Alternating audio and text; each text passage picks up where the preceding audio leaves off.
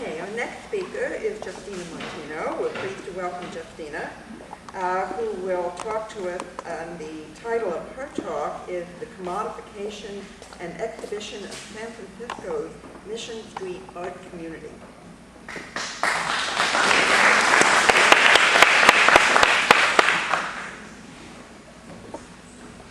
Good afternoon. Thank you all for being here and listening to us. Before I start, I'd like to thank my committee, my chair, Diana Strauss, and my two other committee members, Jesse Drew and Suzette Min. Today, I will be talking about the street art community in San Francisco's Mission District and the struggles its members have faced as a result of the gentrification caused by the dot-com boom of the late 1990s. These artists have been displaced from their homes, they have lost a number of arts venues, and they have been exploited by urban developers who have used images of Mission Street art to market the district as an artistic oasis. In addition to the increasing invisibility of Mission artists by new developers and businesses, recent art criticism and exhibitions of Mission Street art have excluded many of the artists who are instrumental in the creation of the community. These critics and new developers have failed to emphasize how deeply the artist's experiences within the district have influenced their art. Before I continue, I'd like to give you all the definition of street cred.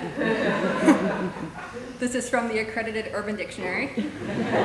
So street cred is to command a level of respect in an urban environment due to experience in or knowledge of issues affecting that environment. And I think that this definition is really good to keep in mind because although all the artists in the Mission art community are very diverse, one of the main things that they share is street cred. I believe that if new developers, new inhabitants, critics, and curators aspire to develop their own Mission Street cred, or at least respect the cred of the artists within the community, the vibrant art community of the Mission will have a greater chance of survival. Currently, Mission artists are fighting to preserve the artistic community that originated in the 1930s with New Deal funded murals and projects led by Diego Rivera. The mural tradition continued in the 1970s and 80s with groups of artists involved with organizations such as the Presida Eyes Muralists and the Balmy Alley Mural Project.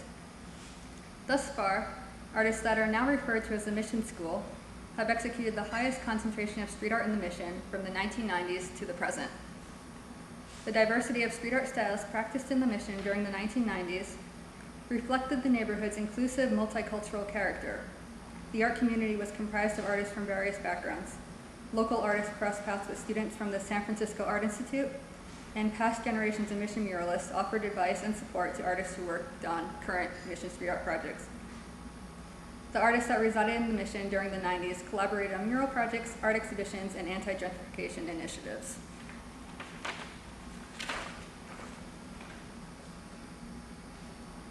Since the Mission Street art community is far too vast to cover in a single talk, I'll try to give a sense of its diversity and collaborative nature by speaking about a well-known and currently still immensely active mural project located in the North Mission's Clarion Alley. Clarion Alley has been one of the Mission's main sites of artistic collaboration since the 90s. Two artists, Aaron Noble and Rigo, who lived in a warehouse facing the alley, formulated the initial plans for the project. They saw the mural project as an opportunity to reduce the amount of crime in their neighborhood and establish a site for artistic collaboration and experimentation. Noble admits that Clarion Alley would not have existed if it were not for an earlier mural project located in the South Mission's Balmy Alley, which was founded in 1984 by one of the earliest initiators of the contemporary mural renaissance, Ray Patlin. Still incredibly active, the Balmy Alley Mural Project began when Patlin brought a group of mural activists together and proposed a project in which each garage door or fence facing the alley would display a mural. The murals were linked by themes such as the celebration of indigenous Central American cultures and the protests of U.S. intervention in Central America. By covering the alley in murals, the artists created an immersive sanctuary that is set apart from the intensity of the city.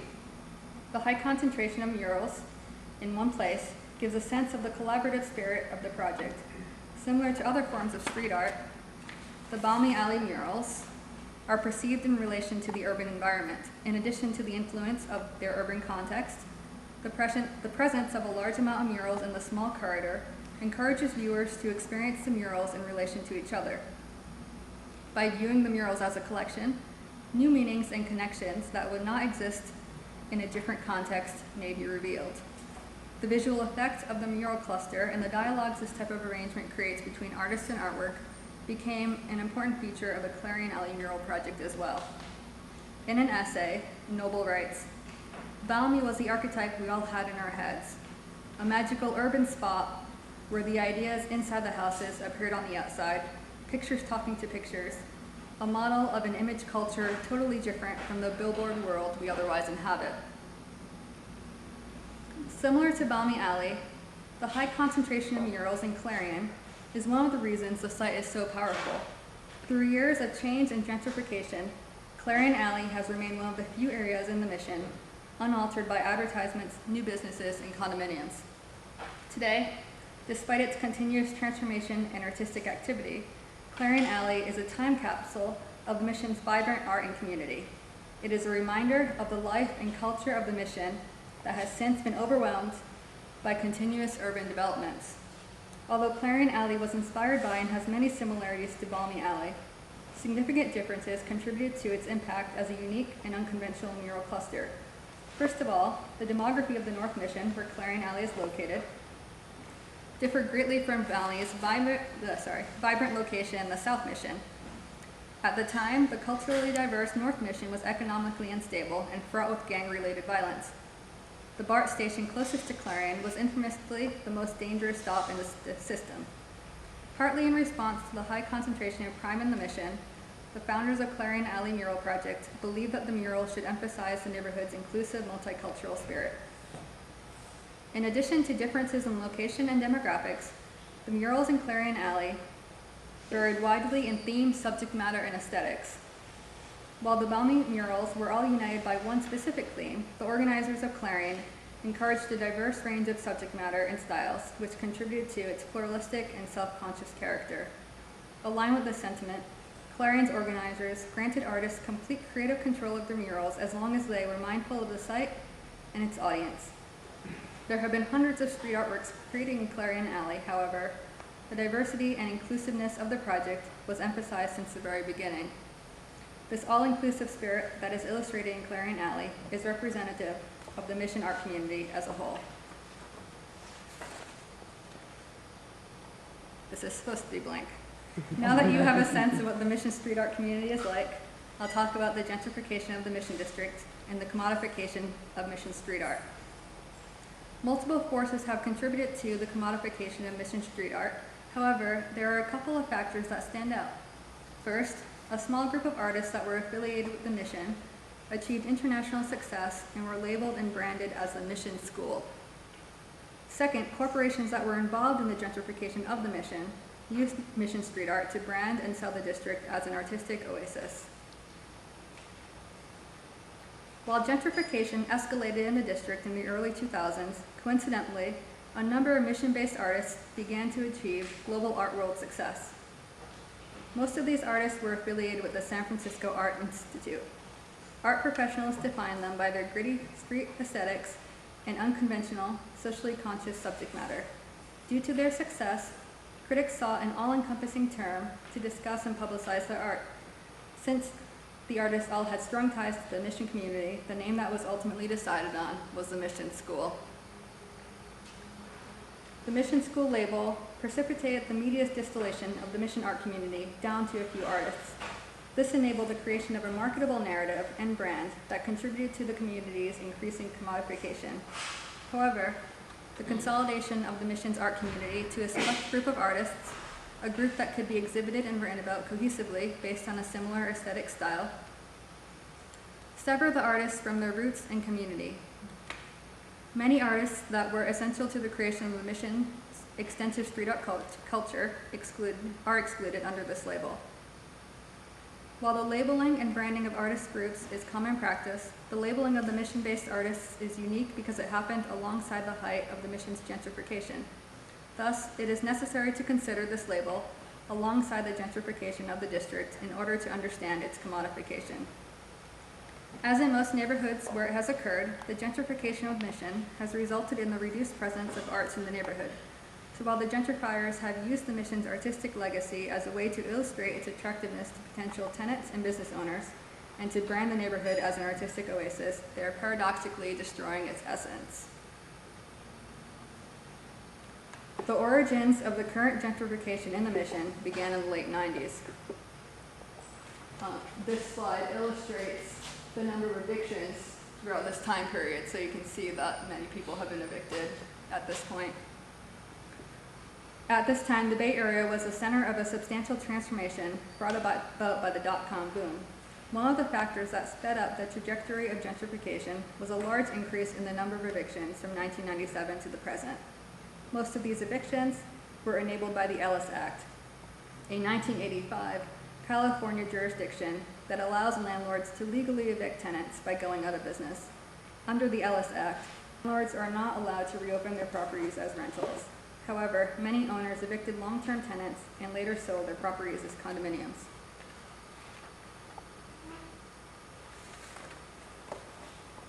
Mission Street artists have been forced to address the use of their art by corporations who wish to advertise the neighborhood as an artistic and cultural center. Mission Street art has been appropriated without permission multiple times by real estate firms, technology companies, and even fashion brands. This is problematic for artists because while they continue to contribute to the mission's artistic culture, their contributions to the community are used against them. Corporations that exploited the mission's artistic culture for their own benefit include Self-Edge Clothing, Zephyr Real Estate, and Google. Self-Edge Clothing, a San Francisco-based menswear brand, published ads for the company that featured models in front of Clarion Alley murals. They did not credit the Clarion Alley street artists or provide any contextual information about the murals. Instead, they used Clarion Alley as a backdrop for their product.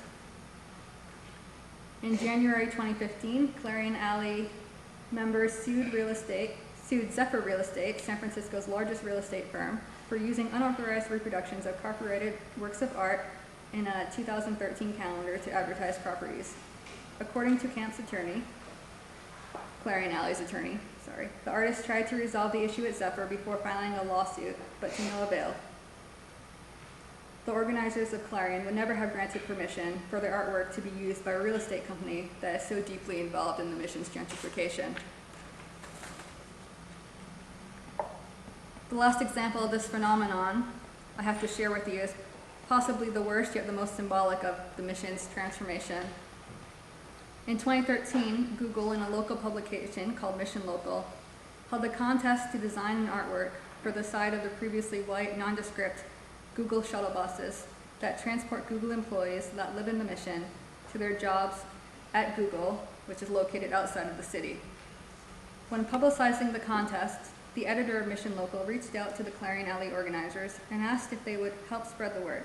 Unsurprisingly, they did not support this contest in the least, and told Mission Local that they didn't want to be involved in any capacity. That's a very nice way of saying what they told her. Perhaps as a retaliation against the Clarion Alley organizers, who expressed their extreme disapproval of this contest, the winning illustration was actually a painting of Clarion Alley. Not only does this illustrate the disrespect that developers and technology companies give to the mission art community, it is a fitting metaphor for the way which the new inhabitants of the mission have displaced many of the district's longtime residents, caused a number of cultural venues to close without giving anything back to the neighborhood. This is me in Clarion Alley. In conclusion, it is clear that the branding and subsequent commodification of Mission Street art is detrimental to the greater Mission art community in a number of ways. The labeling and branding by critics and curators excludes the majority of the community and provides a limited representation of the art that they do recognize. The corporations that have used the street art in advertisements have reduced street art's central cultural role in the district to a glorified backdrop.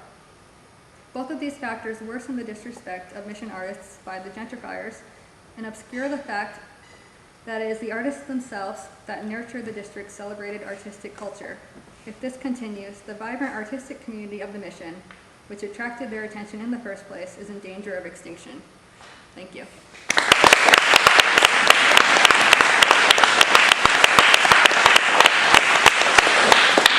That was great. Okay, questions for Justina? Yes? Yes, go ahead.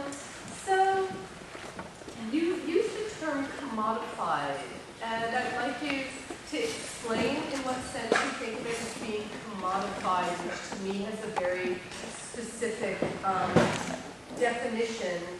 And I also wondered, as part of that, who is considered the owner of artworks that are done in this way, say on garage doors or on buildings?